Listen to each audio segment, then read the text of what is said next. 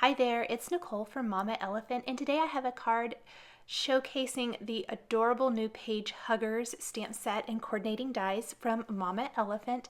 And I created a thank you teacher card, perfect for this time of year as we're heading back to school.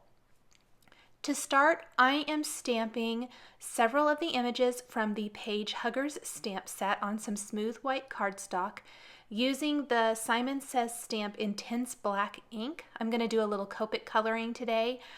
This is my preferred ink if I'm going to do Copic coloring, colored pencils, watercolors.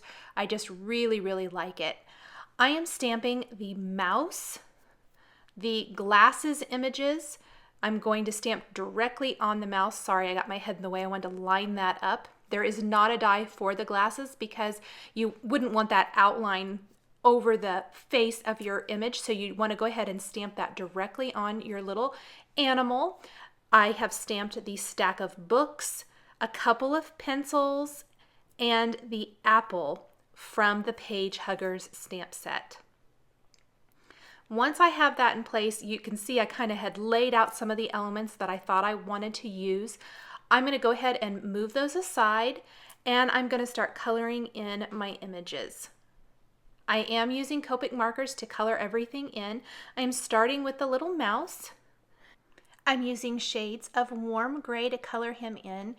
I tend to start on the lighter side and darken as I go, so I started pretty light and then I went back in and added shading with some of those more kind of middle of the road warm grays. I wanted to keep the area back behind his glasses a little bit lighter, so I'm darkening up other areas on the mouse. That way I can really kind of highlight that part of his face, and when I go to add glossy accents over the glasses a little bit later, once I've die cut the image, it's just really going to show up and pop off the face and give you that illusion of glasses. I think they're just a really fun touch. Once I have the color kind of down the way I want it to be, I'm going to add some little pink for the cheeks and the nose, and then go in and add some dot detail using the darker markers. Go just in those darker areas with my darkest warm gray I'm using. Add a couple other colors of warm gray little dots here and there.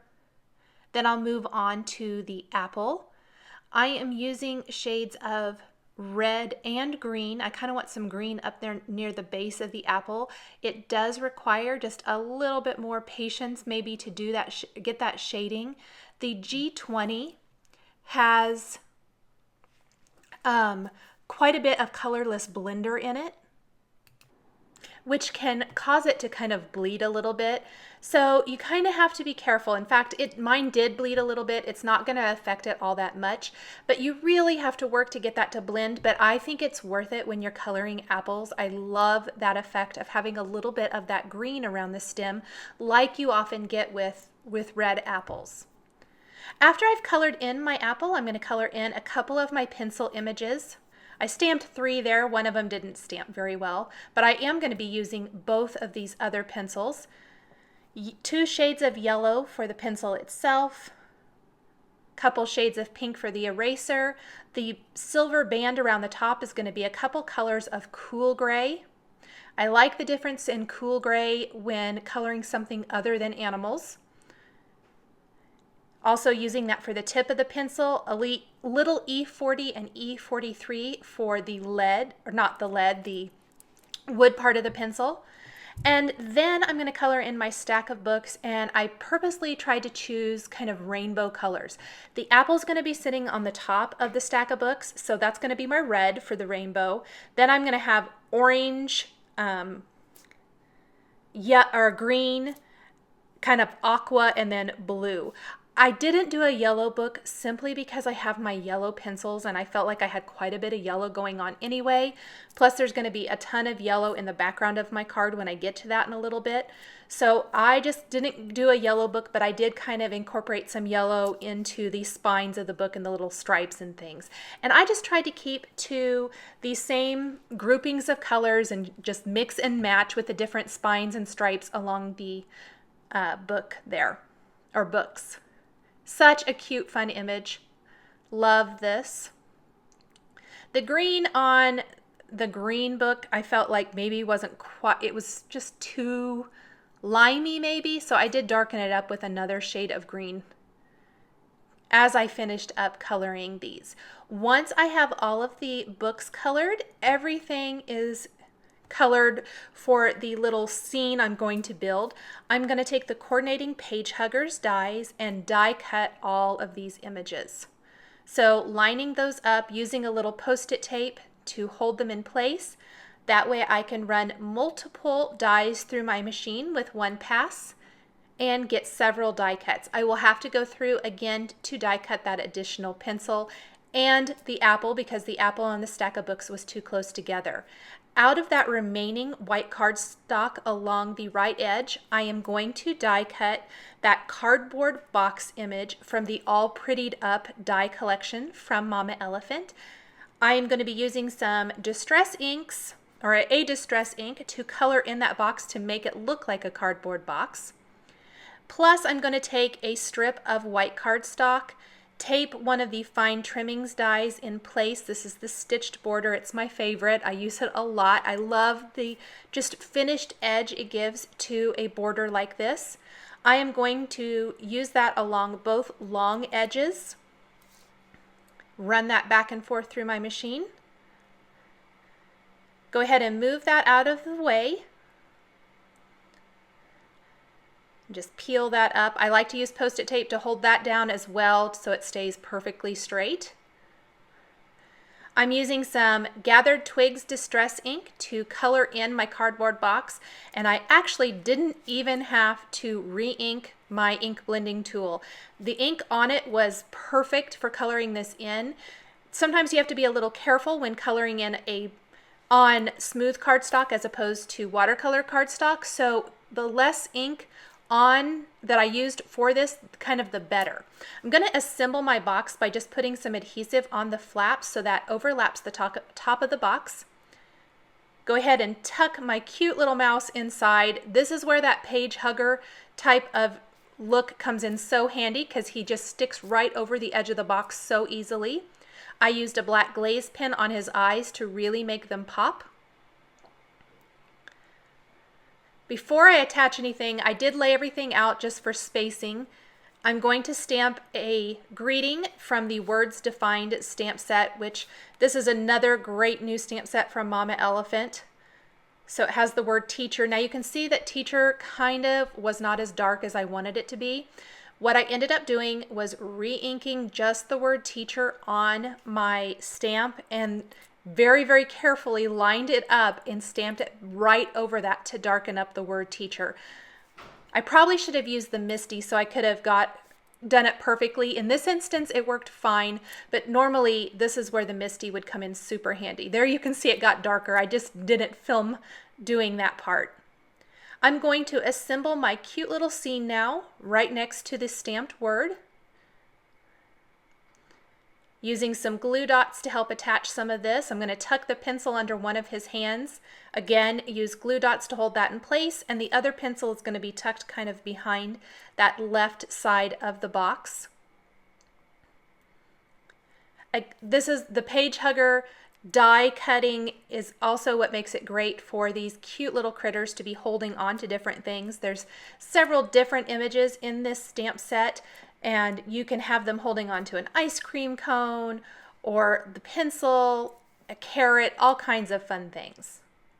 I'm going to use some glossy accents now over the eyes, over the glasses part of the eyes, I guess I want to say, and then set that aside to completely dry. I have another piece of white cardstock now that is A2 sized, and I am randomly stamping the pencil and the apple all over this. I'm going to create my own pattern paper background that perfectly complements the scene on my card. So I'm just kind of moving it around so that I can have a nice random assortment of the pencils and apples. I did use my strip so that I kind of knew where I didn't need to stamp. There is no need to stamp or color where you're going to be covering it up with that decorative strip that has all of your embellishments and the greeting. So I really only used that just to kind of see where exactly I was going to have that. In fact, I overlapped that apple there because I stamped it too high. Once I have all of my images stamped, I am ready to just color everything in. I'm using the same color combinations as I did before for the die cut pieces. Just doing quick coloring. Most of the places where I know it's going to be hidden underneath my paper strip, I didn't even bother to color. Every once in a while I just got carried away and I would color additional parts of the image, but better too much than too little. You want every part of it colored. Cool grays for the tip of the pencil and the strip around the top. Not a lot of blending needs to be done for these images either, or for the pencil at least. Very quick and easy to color in the pencil portion. The apples did take just a little bit more work. I originally tried to do a lot of green blending, just like I did for the die cut apple, and I quickly realized that was going to be a lot of work for the background of the card to blend it for all of these apples. And I kind of ended up just coloring over that entire green that I just put down with my R35. I did try to blend it first, so I guess I should get to that part. And then you'll see that I just give up on that after I add my darker color.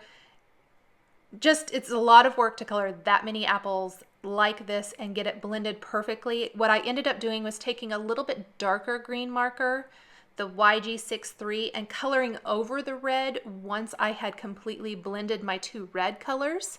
And that ended up being a lot better. This is I'm starting to realize that it's going to be a real pain to try to blend that G20 out. It's not looking very good, and I didn't want those colors to bleed like I thought they might end up bleeding. So here I just colored over all of that. Then I'm just going to go in with my YG63, add a little greenery around there, color in the leaves, and then color in the stems with E57. Quick and much quicker and easier to do it this way. I wish I had just started with that. A couple of them needed a little more blending, so I went back with R35 and blended that even more.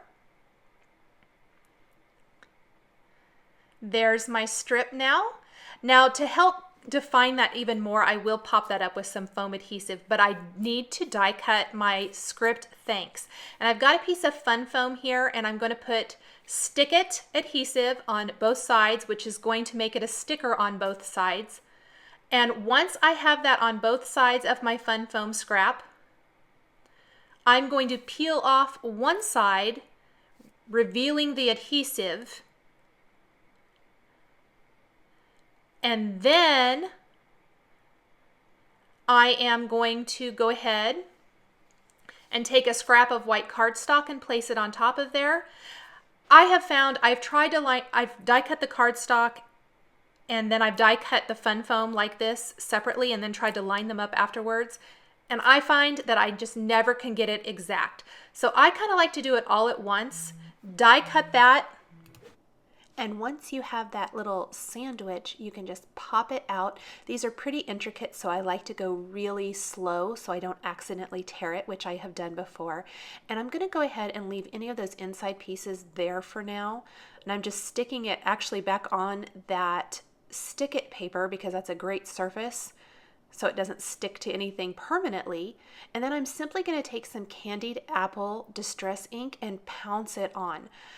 I did not even really re-ink this with the candied apple distress ink, just I guess a couple times there to make it darker. But at first I only started with what was already on my ink blending tool. And then as I found I needed a little more ink, I would pick that up. I had it darker at the bottom and then get gradually lighter near the top of the word. And then I just used a stylus to pop out any of those little inside pieces. And then I'm going to stick that right above the word teacher there from the words defined stamp set. Make sure I get that tucked, and it's going to be a great dimensional greeting. It perfectly fits right there on the card. It just rounds out the whole design. Nice, colorful, fun greeting.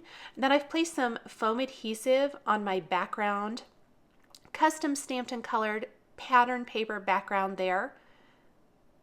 Nice dimension, attach that to the front of a card, and it's all finished. Thanks for joining me for this Thank You Teacher card showcasing the Mama Elephant Page Huggers stamps and dies. The supplies I've used to create this card are listed and linked below the video here on YouTube. Here are a couple more videos showcasing Mama Elephant stamps and dies that you might be interested in.